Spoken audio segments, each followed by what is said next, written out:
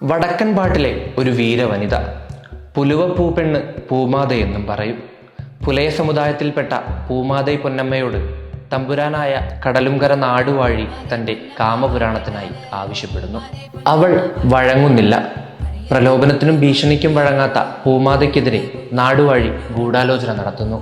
കാലിമേയ്ക്കാൻ വന്നവരുമായി പൂമാതെ ശരീരബന്ധത്തിൽ ഏർപ്പെട്ടു എന്ന അപവാദം നാട്ടിലാകെ പ്രചരിപ്പിക്കാൻ നാടുവാഴി ആയിത്തിര എന്ന സ്ത്രീയോട് പറയുന്നു. ആയിത്തിര അത് നാട്ടിലാകെ പ്രചരിപ്പിക്കുന്നു. ഈ നുണക്കഥ വിശ്വസിച്ച ഗോത്രം പൂമാതയെ ഗോത്രശിക്ഷയ്ക്ക് വിധേയയാക്കുന്നു. മുക്കണ്ണൻ പന്തം കൊണ്ട് പൂമാതയുടെ തലയും മുലയും കരിക്കുവാൻ വിധിക്കുന്നു.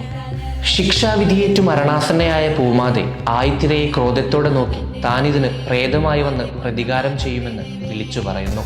ഭയന്നുപോയ ആയിത്തിര ഗോത്രത്തോട് സത്യങ്ങൾ തുറന്നു പറയുന്നു. ഗോത്രം തങ്ങൾക്ക് പറ്റിയ തെറ്റ് തിരിച്ചറിയുമ്പോഴേക്കും പൂമാതെ ചതുരക്കിണറിൽ ചാടി മരിക്കുന്നു. നാടുവാഴിയുടെ വീട് കത്തിയ നിലയിൽ കാണപ്പെടുന്നു.